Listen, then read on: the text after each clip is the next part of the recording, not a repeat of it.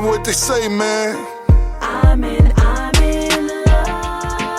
and then I don't take her back, man. I don't fuck with him. Next day I'm at a house, right? I'm in love again. And then I disappear on her. What the fuck is up with him? Cause I know to chop her up.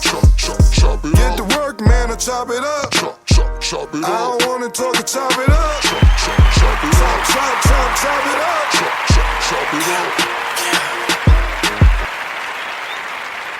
What's good? What's good? What's good? What's really good, man? Welcome to the latest edition of Chop It Up with Lorenza. I'm your host. Happy New Year to all of you out there, man. It's good. It is a blessing to be alive, to be able to experience another year, and hopefully all that bullshit that you were dealing with, you left in 2019. Let's fill 2020 or the beginning of 2020 with as many cliches as we possibly can. You hear me? No, I'm kidding, man. I'm kidding. But yeah, man, I figured, man, it's my New Year's resolution to go ahead and do this more often. Quite frankly, I haven't been doing podcasts because I've been lazy. And I guess I'm going to be done with that laziness, at least for a while. And I'm going to get my shit off in these conversations that that I seem to love to have and crave and want to have. And hopefully you're still out there listening. But let's get right into it, man. It's politics as usual. Right now, President Trump is going through the whole impeachment stage. And, you know, when President Trump was first elected president, well, during the process of him being elected president, I've noticed that it brought a lot of people who otherwise weren't interested in politics.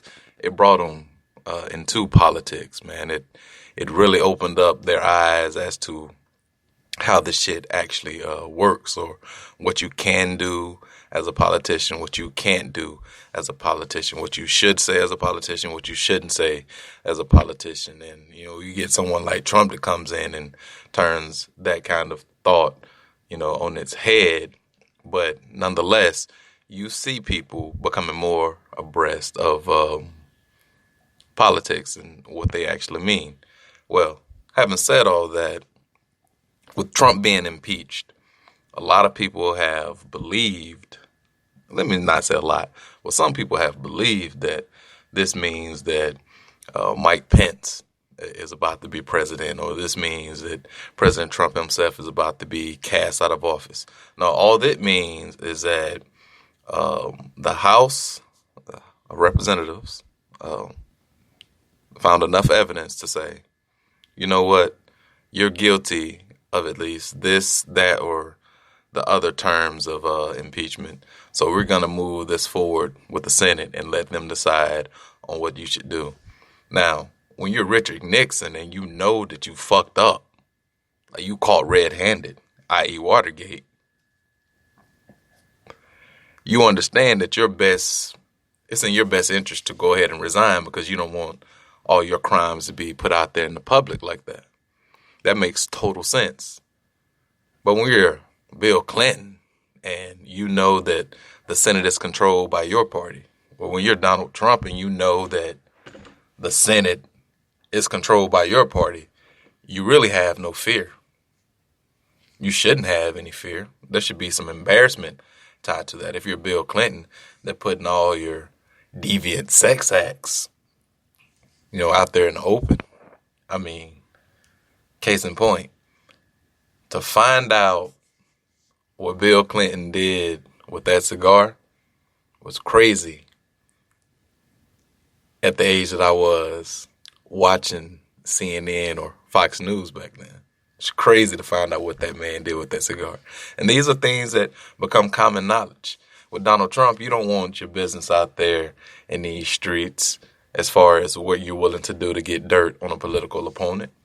But your base is so strong, your support is so strong, even in the Senate, is that you really don't care. You really don't have that kind of fear attached with it. And that could come with some sort of gravitas. Like, he hasn't really switched up anything because he knows, I mean, yes, this is a blemish on his presidency, but he'll remain president until, the next election. And speaking of the next election, whew, boy, what candidates we have, man. What candidates we have. Now, if there's someone out there that has the balls in the Republican Party to come out here and challenge a sitting president, I'd like to see. I was having that conversation the other day. It was like, is there anyone out there who's a Republican, who's been a real conservative from day one? Is there anyone out there like that who's willing to go out there and challenge Donald Trump? Is there a Mitt Romney out there, perhaps? Rest in peace, John McCain. I don't think there is. I think that a lot of people in that party, well, a lot of people in both parties, but the conversation I'm having at this point is specific to this party, the Republicans. I don't think that there are any leaders in that party that are willing to say, you know what, let me right this wrong, or let me right this perceived wrong. Like, for the Mitt Romneys to come out and say he shouldn't do this or he shouldn't do that or this, that, and the other, do they have the patriotism? Let's use one of their words. Do they have the patriotism within them to challenge a sitting president? Like, if it's country above all, then yeah, you challenge that sitting president. But if it's about heritage and not hate,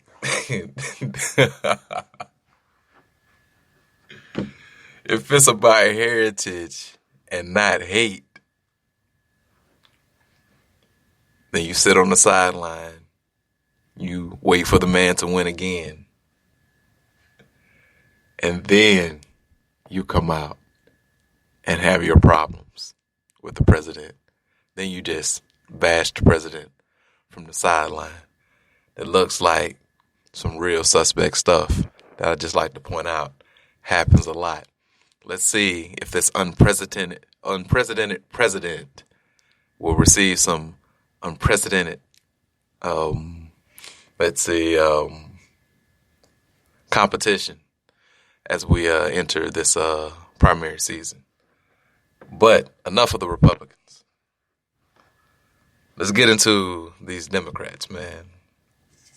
Right now you have names like Bernie Sanders, names like Amy Klobuchar, or Mayor Pete Buttigieg, or I think Cory Booker is still out here in these streets, Andrew Yang, Elizabeth Warren.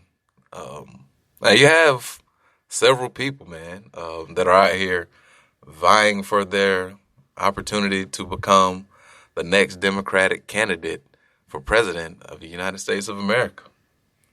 And quite frankly, man, like, I really don't know what to tell you, man. Of course, I have a favorite, man. I have several favorites. I have favorites in this campaign season, like I did when I was a kid and I used to watch wrestling. Of course, I love Stone Cold and The Rock, but I also love Kane and Edge. Christian was cool too. I did like Gangrel. I love The Brood. So I don't care who wins, so to speak, but I do care who wins at the end of the day, if that makes any sense. Like, it's definitely becoming one of those, because I'm at the point as someone who really doesn't support the Republican Party. I'm at the point in my relationship with the Democrats as to see just who do y'all think we should have? Because this is obviously how we've been playing this game for years. We saw it when Hillary Clinton became the candidate the last presidential election. Like, we understand y'all know who y'all want, so just go ahead and stop playing this game that we're playing and just put out there the person that y'all think we should have. Just do something like that. And to that point, man, I was watching MSNBC the other day. My remote failed as I was trying to recover the remote from in between the couch cushions. The channel changed to MSNBC. There was a segment that had Joanne Reed. Well, Joanne Reed's TV show was on, and there was a segment in which she had this other black lady on. I can't remember her name. But their entire segment was about fake political campaigns and fake Twitter accounts and just fake people in general trying to skew voters in this political election as far as the Democratic primary is concerned. Now, this is something that is obviously normal to see, normal to hear in this political climate that we're in because of what just happened in this last political this last presidential election with Russian bots and the Russian investigation, yada, yada, yada. You know, all the shit that was really important when it was happening, but is not so important in hindsight. Politics is a lot of smoke and mirrors. A lot of smoke and mirrors. The Democrats have been doing what the Republicans were doing during the Obama years. Like, you're not really putting forth any policies. You're just trying to stop a whole bunch of stuff, which I don't know if that's the same thing. If it operates in the same world, I would just like to see politics be a little more proactive instead of reactive is all I'm saying. But having said that about the Joanne Reed conversation, they put up a graphic. And they specifically put up, I think it was about 5 to 6 organizations on the left. And then 3, 4, 5 issues that voters are dealing with on the right. On the left, they were basically telling people who view the Joanne Reed show not to pay any attention to these organizations. These organizations are fake. I'm paraphrasing here, by the way. These organizations are fake. These organizations are filled with misinformation, yada, yada, yada, yada, yada, yada. The lady goes on to say, if these organizations are talking about one of these topics, i.e. climate change, i.e. Immigration, i.e., things that voters are talking about, that voters talk about every election cycle, to ignore them. They go on to say, if you encounter someone who uses phrasing like, if you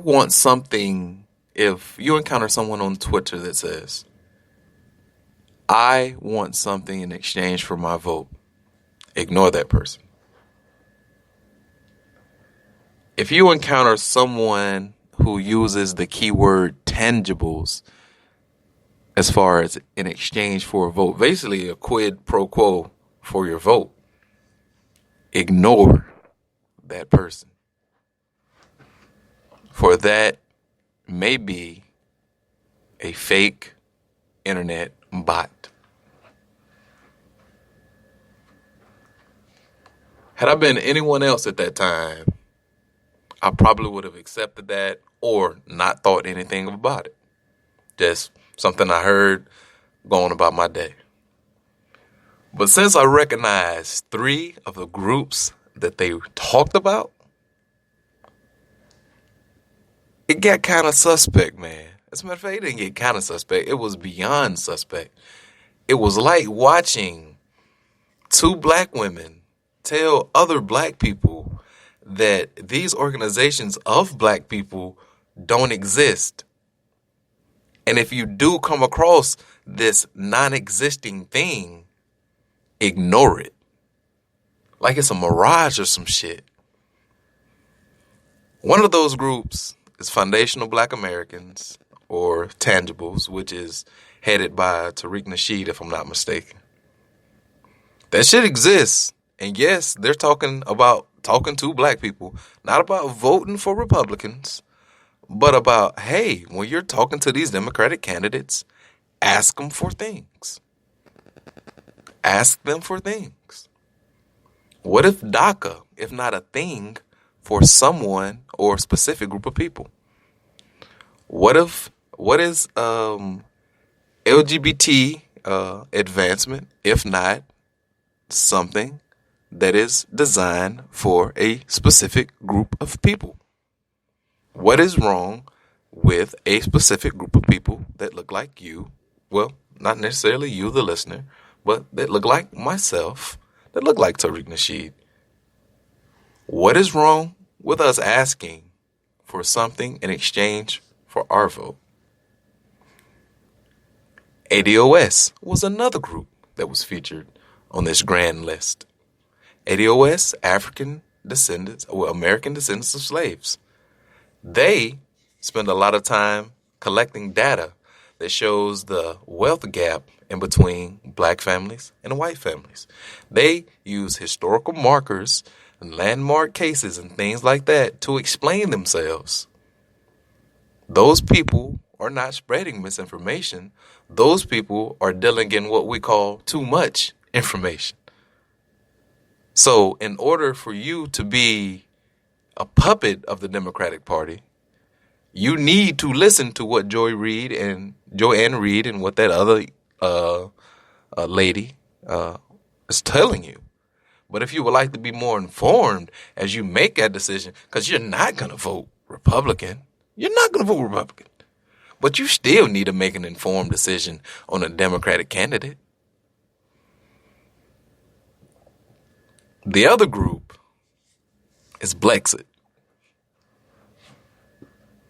Blexit, I don't know if it's ran by Candace Owens, but I know Candace Owens, a conservative young lady who is black, has a lot to do with it, and it deals with the black exit from the Democratic Party. Now, they definitely want you to vote Republican, but they're not a fake organization. They do exist. These people exist.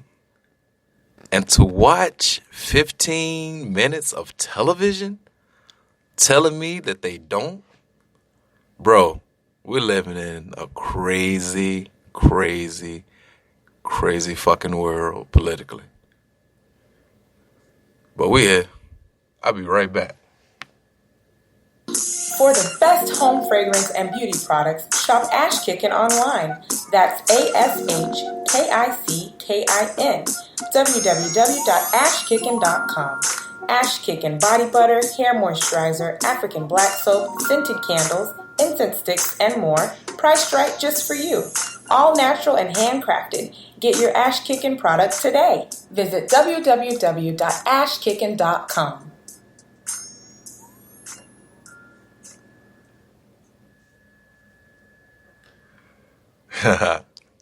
Shout out to ashkicking.com.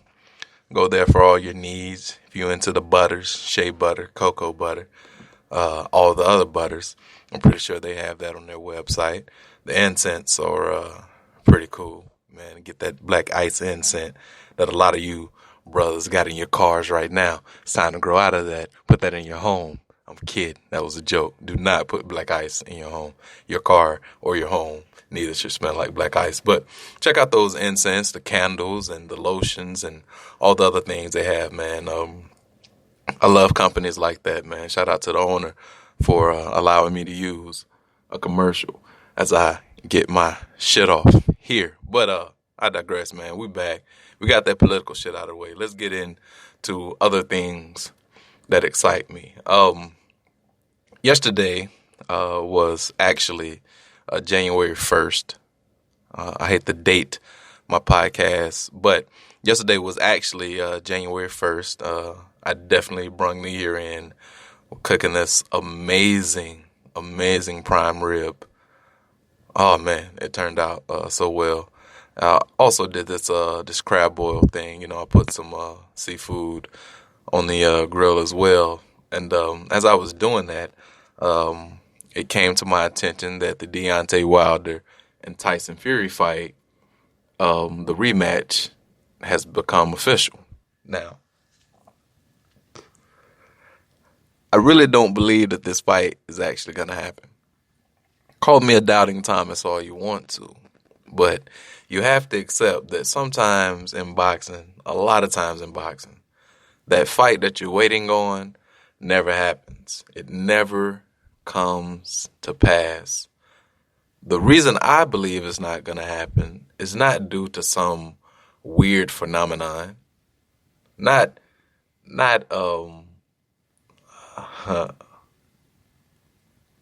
some coincidence, not some thermodynamic coincidence.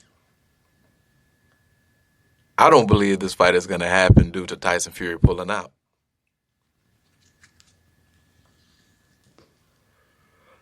I do not believe it's in Tyson Fury's best interest to fight Deontay Wilder. As a man, as a fan, I really need this fight to happen. I really want to see Deontay Wilder finish this man off so we can go ahead and have him crowned the WBC champion as well as the lineal champion, which, since Tyson Fury was getting so much clout from ESPN for being the lineal champion, it's only fair that ESPN give Deontay Wilder that same clout with the green belt that was held by Muhammad Ali and take it against this Anthony Joshua character who is not worthy to be champion right now. In my opinion, Anthony Joshua is definitely a prospect that got his shot too early. And he's not one of these prospects that got his shot too early and lost. Oh, no. People like Erickson Lubin. Erickson Lubin took a shot at 154 as a young man against a Charlo, son. A Charlo. Charlo laid this man out within, 14 seconds? Now, Erickson Lubin has been able to recuperate. He's been able to readjust, and now he's back to being himself. Anthony Joshua didn't get that. He got his shot early, and he won. But they still treated him like a prospect. They weren't giving him other champions, other real champions. And of course, everyone has to fight everyone in order to accumulate these belts. Someone, Anthony Joshua or Deontay Wilder, would have had to fight the guy from New Zealand, I can't even remember, Joseph Parker. Someone had to fight Joseph Parker to get that belt. I'm not saying that they shouldn't. I'm just saying that there's more of those in the line of Anthony Joshua because he was being protected than the Deontay Wilder because there was just no one to fight Deontay Wilder until we got to Luis Ortiz.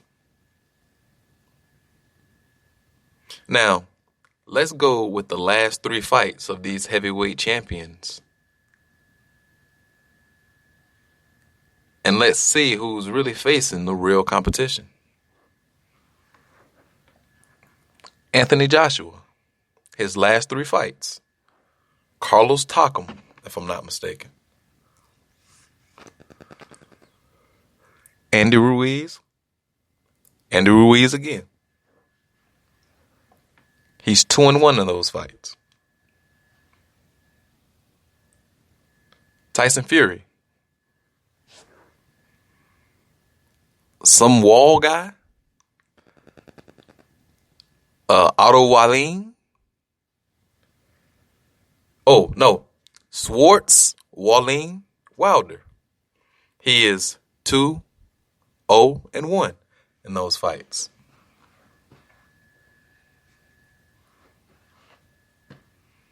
Deontay Wilder's fights have been Brazil, Luis Ortiz, and Tyson Fury, if I'm not mistaken. He's 2-0-1 in those fights.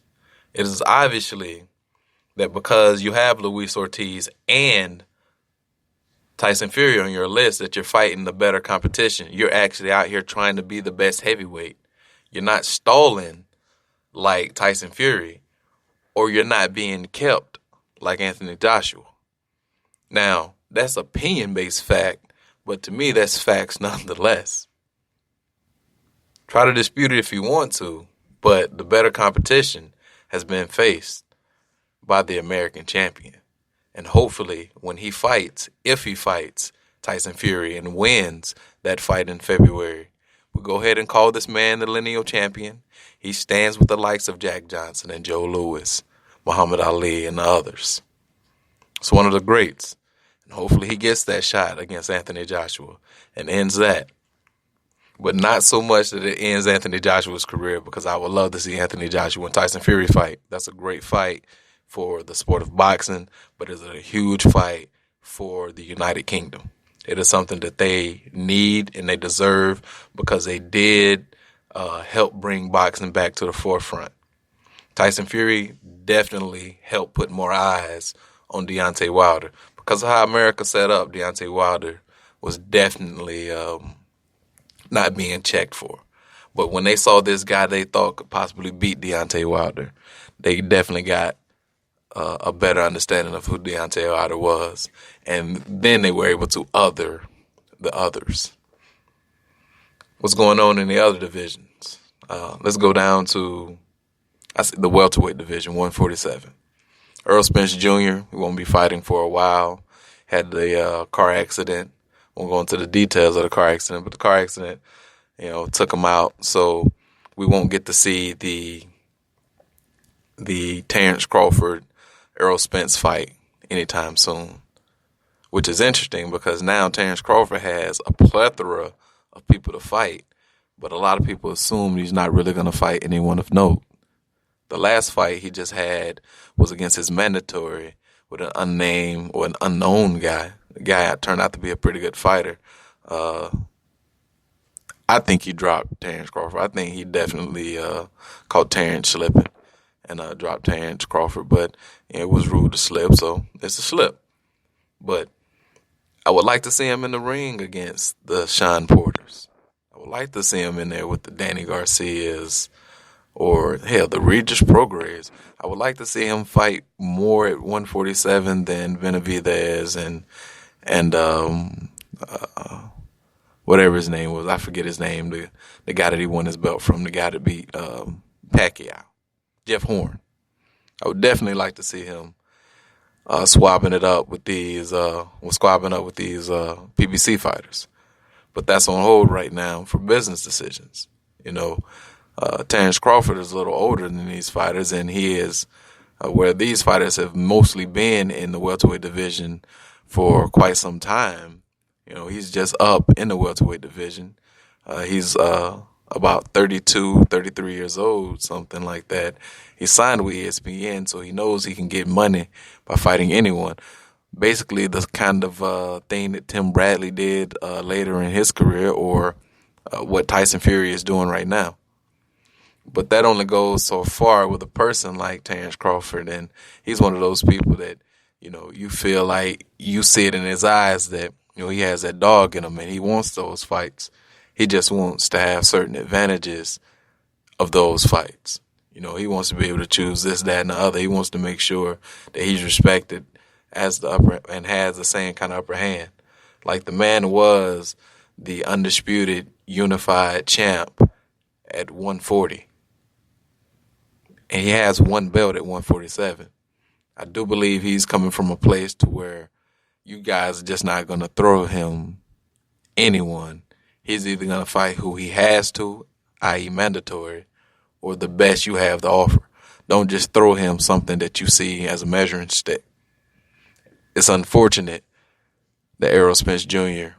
had that car accident, but we'll see that play out in the future. As far as here recently at 135, Gervonta Tank Davis moved up from 130 to 135. He scares me, man. He's a good fighter, man, but he definitely has this weight issue, and he's too short to go up to 140 or the 1 47. I do believe he's going to have trouble with someone like Devin Haney. I do believe they're going to get that Lomachenko fight soon. Teofimo Lopez, another fighter in the same division. 135 is definitely up next for the Lomachenko fight. The 135 division is one of the most exciting divisions that we have in boxing right now. It's like the little brother of the 147 or the Mayweather or the welterweight division. But right now it looks, since these guys seem to be on the path to fight each other a lot sooner than later, it may get a lot more shine in 2020 than it normally would have or than it has been in the past. And that's definitely something that I'm looking forward to. But Gervonta looked very good against Yuriorkis Gamboa as far as his punching power and choosing his punches were concerned. He didn't get gassed out like he normally does, i.e. the weight issue, but that was because he was really picking his punches and sit on his punches, and he eventually got Yuriorkis Gamboa out of there. Now, like I said, it's time for him to be up against fighters like the Devin Haneys. Well, Devin Haney is a prospect, but I would like to see Devin Haney fight because he is ready for these guys, the Gervonta Davises. I would like to see Shakur Stevenson and around that same weight division go ahead and start fighting each other, man. Like, we don't have to wait. The money is going to be there for all of you guys. See, there's a thing. When boxing was away from TV, it made sense to operate how these fighters are operating. As far as, I'm going to hold out for this check, I'm going to hold out for that check. It made sense. But since now boxing is back on TV and there's more boxing here, more boxing there, or it's even becoming more of a household sport again, we can go back to the old fighter model of everyone fights everyone. I mean, it was easier for everyone to fight everyone when it was on ABC on a Saturday afternoon. You know, when you had the Wild World of Sports and you had Ali fighting on network television and all that kind of stuff. When you had the Sugar Ray Leonards and all that stuff fighting on regular television. Like, we're almost at something, well, we're at something very similar to that, as similar we can get. So maybe these fighters will take more risks. Because I'll still sign up to watch a 4 or 5 loss Adrian Broner fight anyone. Anyone. If Adrian Broner loses 9 fights, I will show up to watch that 10th loss, because it's going to be because someone is talking enough to have him come out and put the gloves on. Like, the money is going to be there, man. I just wish these guys would just take more risks. But you don't play boxing at all. You fight. So, all that being said, man, thank you guys for tuning in. Like I said, we're going to get this in a hell of a lot more often this year, man. And like I said in the beginning, hope you guys had a great party, whatever you did. I hope you enjoyed it as you brought the year in. And here's to making memories in 2020, man. Salute. We out. You said you tried that big roll together. We had our time together. I have to let you go. Ever since I was a kid, I fell in love with this shit. I've been grinding for some years just to get in this bitch. Watch out for the industry, deliver them hits. Then be in LA trying to find a girl that Drake hadn't hit. Damn, I ain't mean to spill the tea. I took a journey on the toll road, I had to pay the fee. Your mother fed you that poison, don't feed that shit to me. I should've went to school to get a degree. I join my Uncle Sam and be all I can be. But that's not me, and if you knew me, you know no nigga will ever prosper against me. For real, for real. I remember when my money moved like terrapins, but I was Baltimore like I'm from Maryland. And please don't write me off as arrogant. Godchild, I'm heaven sent, my nature is benevolent. I own the company, you keep it broke, niggas ain't relevant. Hey, mama said it be days like this, but I ain't ever think I'll ever see a day like this. Mama said it be days like this, but I ain't ever think I'll ever see a day like this.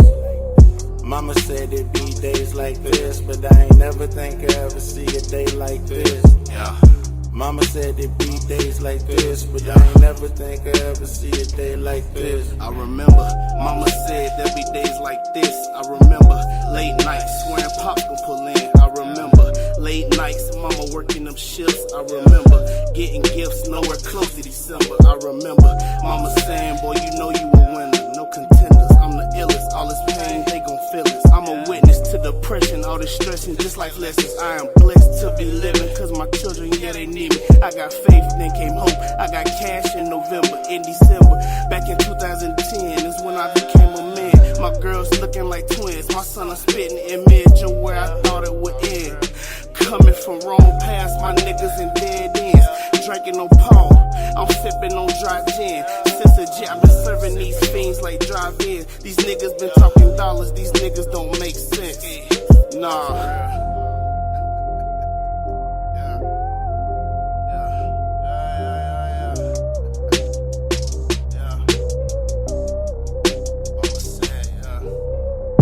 Mama said it'd be days like this, but I ain't ever think I'd ever see a day like this.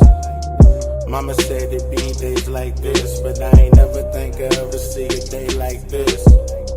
Mama said it'd be days like this, but I ain't never think I'd ever see a day like this. Mama said it'd be days like this, but I ain't never think I'd ever see a day like this.